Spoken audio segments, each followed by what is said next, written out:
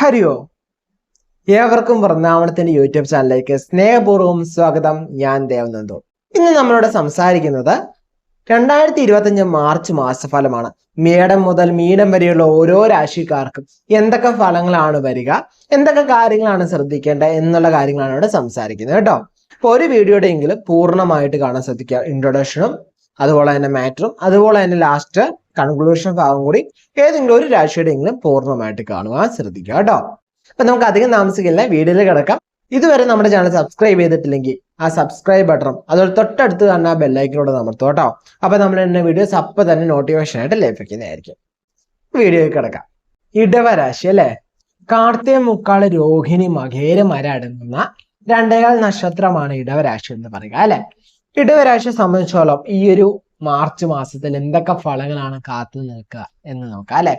ഇവിടെ നോക്കിക്കഴിഞ്ഞാൽ രാശിനാഥനായ ശുക്രൻ അതുപോലെ തന്നെ യോഗഗ്രഹമായ ശനിയൊക്കെ ഒന്നിച്ചു നിൽക്കുന്ന ഒരു മാസമാണ് മാർച്ച് മാസം എന്ന് പറയുക. ബുധൻ ഒരു യോഗഗ്രഹമാണ്, അതെയാണ്. ഈ ബുധനോടൊപ്പം എന്താണ് ശുക്രൻ നിൽക്കുന്നുണ്ട്, ഒന്നിച്ച് 11ാം സ്ഥാനത്ത് ലാഭസ്ഥാനത്ത് നിൽക്കുന്ന സമയമാണ്.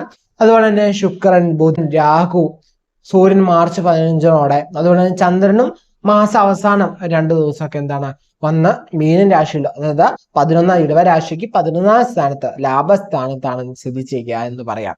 ഈ ഒരു സാഹചര്യത്തില് നമുക്ക് എന്താണ്, നമ്മൾ ആഗ്രഹിക്കുന്ന മാറ്റാതെ നമ്മളൊരു കാര്യത്തെ കൃത്യമായിട്ട് ഫോക്കസ് ചെയ്ത് അത് ആഗ്രഹിക്കുന്നുണ്ടെങ്കിൽ അതൊക്കെ നടത്തി കിട്ടാൻ അല്ലെങ്കിൽ അത് കിട്ടാനുള്ള സാധ്യതയൊക്കെയുള്ള മാസമാണ്. പെട്ടെന്ന് ഓരോ കാര്യങ്ങൾ നടക്കുന്ന സമയമാണ്. ഇവിടെ നോക്കിക്കഴിഞ്ഞാൽ ത്രികോണാധിപതിയൊക്കെ എന്താണ് ഒന്നിച്ചു വരുന്ന സ്ഥാനമാണ് 11 വരുന്ന. രാഹു 11 നിൽക്കുന്നുണ്ട്.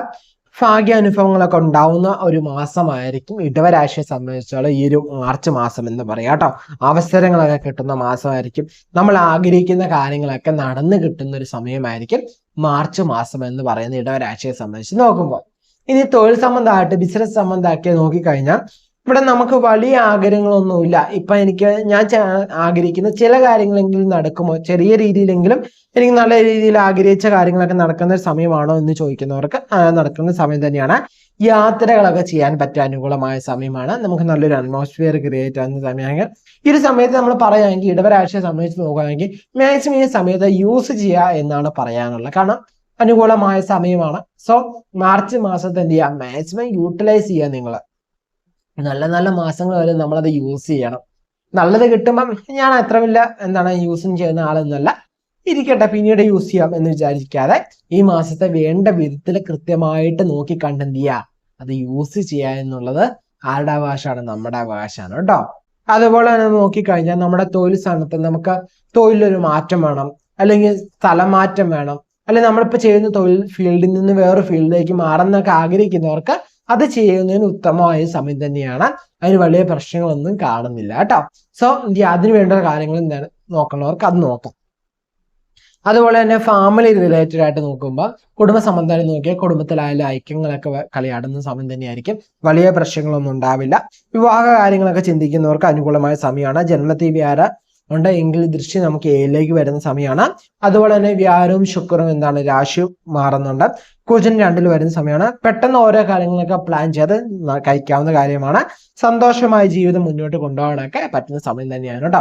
കുടുംബത്തിലുണ്ടായിരുന്ന ചെറിയ വഴക്കുകളൊക്കെ ഒന്ന് മാറി ആ ഒരു പിണക്കത്തിന്റെ ഇരട്ടി നമുക്കൊരു മധുരം അല്ലെ, ചെറിയ ചെറിയ സൗന്ദര്യ പിണക്കങ്ങൾ ഉണ്ടെങ്കിലാണ് കുടുംബം കുറച്ചുകൂടി സന്തോഷമായിട്ട് മുന്നോട്ട് കൊണ്ടുപോകാൻ സാധിക്കുള്ളൂ അല്ലെ.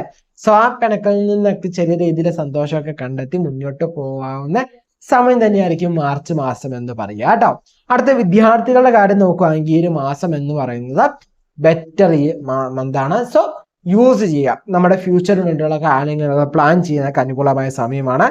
നമ്മളെ സംബന്ധിച്ച് നമ്മൾ ആഗ്രഹിക്കുന്ന കാര്യങ്ങളൊക്കെ നമ്മൾ വിദ്യാർത്ഥിയെ സംബന്ധിച്ചുള്ള ആഗ്രഹം എന്താണ്, താൻ ആഗ്രഹിക്കുന്ന കോളേജിൽ പഠിക്കാൻ പോവുക, അല്ലെങ്കിൽ താൻ ആഗ്രഹിക്കുന്ന വിഷയം പഠിക്കാൻ പറ്റുക, പഠിക്കാൻ സമയമാണ്. ലോൺ എഡ്യൂക്കേഷൻ ലോൺ നോക്കുന്നവർക്കാണെങ്കിൽ അതിന് അനുകൂലമായ സമയമാണ്. മറ്റുള്ളവരായാലും നമ്മൾ പറയുന്ന കോഴ്സിന് ഒരു സപ്പോർട്ട് കിട്ടുക, നമ്മൾ പഠിക്കുമ്പോൾ അതിലൊരു സപ്പോർട്ട് കിട്ടുന്ന സമയമായിരിക്കും. എന്ന് വെച്ച് കഴിഞ്ഞാൽ നമ്മൾ പഠിക്കുന്ന കാര്യത്തിലൂടെ നമുക്കൊരു സപ്പോർട്ട് കൂടെ ഉണ്ടെങ്കിൽ നമുക്കത് മുമ്പോട്ട് കൊണ്ടുപോകാൻ പറ്റുള്ളൂ അല്ലെ. അതിനൊക്കെ സപ്പോർട്ട് കിട്ടുന്ന സമയമായിരിക്കും. അതുപോലെ തന്നെ എല്ലാവരും തന്നെ നിങ്ങളെ സഹായിക്കുന്ന സമയമായിരിക്കും. എന്ന് വെച്ച് കഴിഞ്ഞാൽ അപ്പം ടീച്ചേഴ്സ് ആയാലും നിങ്ങളുടെ ഡൗട്ട്സ് കൃത്യമായിട്ട് പറഞ്ഞു തരിക. വീട്ടിലായാലും കുടുംബത്തിന് വേണ്ട സപ്പോർട്ട് കൃത്യമായിട്ട് കിട്ടുക. ഫ്രണ്ട്സ് നല്ല രീതിയിൽ സപ്പോർട്ട് ചെയ്യുക. അങ്ങനെ നമുക്ക് വേണ്ട രീതിയിലുള്ള സപ്പോർട്ട് ആരൊക്കെയാണ് ചെയ്യേണ്ടത് അതൊക്കെ അവർ കൃത്യമായിട്ട് ചെയ്യുന്ന ഒരു മാസമാണ് മാർച്ച് മാസം എന്ന് പറയാം കേട്ടോ. സ്ത്രീകളെ സംബന്ധിച്ച് നോക്കുമ്പോൾ പൊതുവെ നമുക്ക് അനുകൂല സമയമായിട്ട് പറയാം. സമ്മാനങ്ങൾ, ചെറിയ ചെറിയ സമ്മാനമായാലും സമ്മാനങ്ങളൊക്കെ കിട്ടാൻ സാധ്യത. അതെന്താണ്, വീട്ടിൽ നിന്നാവാം, അല്ലെങ്കിൽ നമ്മുടെ ഭർത്താവിൽ നിന്നാവാം, അതല്ലെങ്കിൽ എന്താണ് കുട്ടികളിൽ നിന്നാവാം, അല്ലെങ്കിൽ സുഹൃത്തുക്കളിൽ നിന്നാവാം, അല്ലെങ്കിൽ മാതാപിതാക്കളിൽ നിന്നാവാം, അല്ലെങ്കിൽ എന്താണ് ആരിൽ നിന്നൊക്കെ ചെറിയ തരത്തിലൊരു സമ്മാനം. ഇനി അതല്ലെങ്കിൽ അപ്രിസിയേഷൻസ് ലഭിക്കാം. നമുക്കൊരു റിഫ്രഷ്മെന്റ് മന്ത് ആയിരിക്കും ഈ ഒരു മാർച്ച് മാസം എന്ന് പറയുന്നത് കേട്ടോ. അതുപോലെ തന്നെ നമുക്ക് യാത്ര മുഖേന നമുക്ക് സന്തോഷമൊക്കെ കിട്ടുന്ന സമയമായിരിക്കും.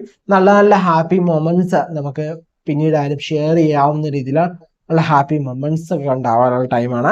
അതുപോലെ നിങ്ങൾ ആഗ്രഹിക്കുന്ന ചെറിയ കാര്യമെങ്കിലും നിങ്ങൾക്ക് വാങ്ങാൻ സാധിക്കുന്ന, നിങ്ങൾക്ക് സ്വയം വാങ്ങാൻ സാധിക്കുന്ന ഒരു മാസം തന്നെയാണ് മാർച്ച് മാസം എന്ന് പറയാം കേട്ടോ.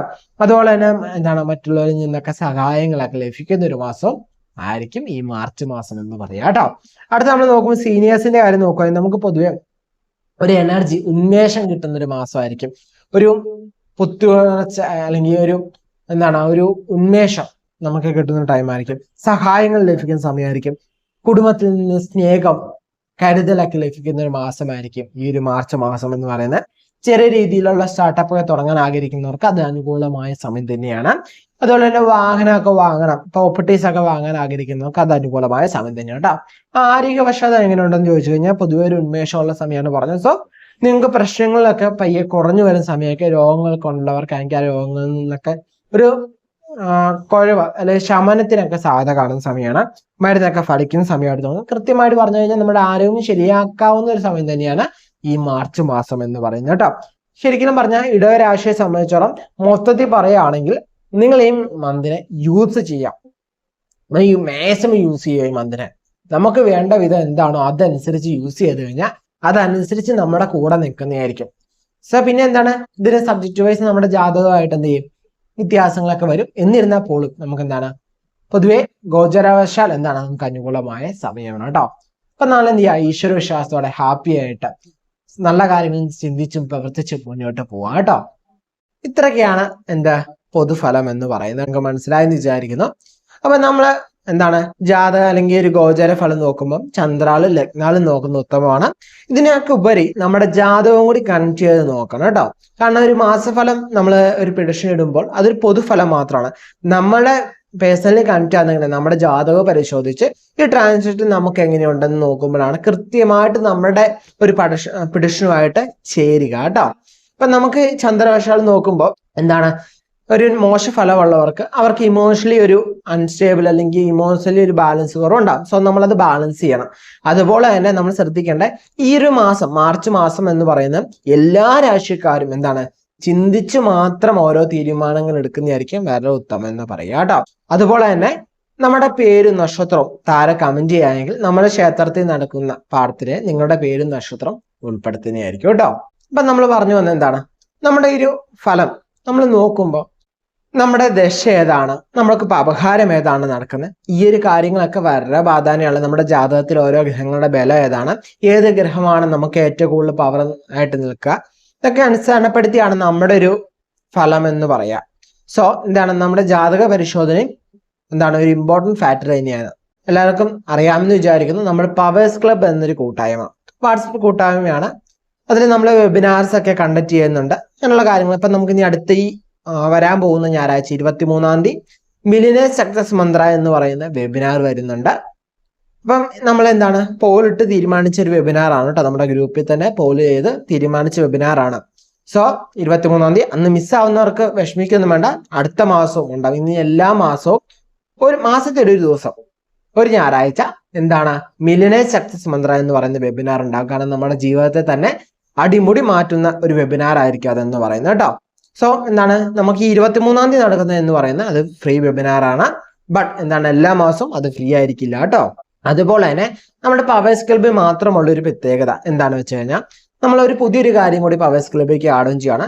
നമ്മുടെ കൺസൾട്ടേഷനിൽ വരുന്ന ചില ഓഫേഴ്സ്, കൺസൾട്ടേഷൻ ചില സമയത്ത് നമ്മൾ ഓഫേഴ്സ് കൊടുക്കുന്നത് നമ്മുടെ പവേഴ്സ് ക്ലബിലുള്ളവർക്ക് മാത്രമായിട്ട് കിട്ടുന്ന രീതിയിൽ എന്ന് വെച്ചാൽ ഒരു 2 മണിക്കൂർ ഓഫർ അല്ലെങ്കിൽ 3 അവേഴ്സ് അല്ലെങ്കിൽ 24 hours ഓഫർ. അപ്പൊ ആ പർട്ടിക്കുലർ അവർ ബുക്ക് ചെയ്യുന്നവർക്ക് മാത്രം ആ ഓഫർ ഫീസിൽ നമ്മൾ എന്താണ് കൺസൾട്ടേഷൻ ചെയ്യുന്നതായിരിക്കും. പലരും എന്താണ് വാട്സപ്പിലായാലും ചോദിക്കുന്നവരാണ്, വിളിച്ചിട്ട് കിട്ടുന്നില്ല, അല്ലെങ്കിൽ എങ്ങനെയാണ് കൺസൾട്ടേഷൻ എടുക്കുന്നത്, കൺസൾട്ടേഷൻ ഒത്തിരി ഗ്യാപ്പ് വരുന്നു, എനിക്ക് പെട്ടെന്ന് കിട്ടേണ്ടതാണ്. പക്ഷെ എന്താണ് നിങ്ങൾക്ക് മനസ്സിലാക്കേണ്ടത്, നമുക്ക് ഒരു ദിവസം ഒത്തിരി പേരെ കൺസൾട്ട് ചെയ്യാൻ സാധിക്കില്ല.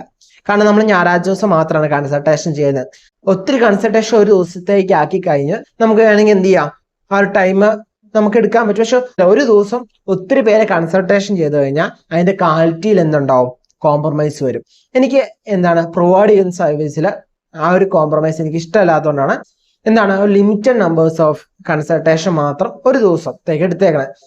അതുപോലെ തന്നെ നമ്മൾ ഞായറാഴ്ച ദിവസം മാത്രമാണുള്ള കൺസൾട്ടേഷൻ. സോ അതുകൊണ്ടാണ് ഗ്യാപ്പ് വരുന്നത് കേട്ടോ.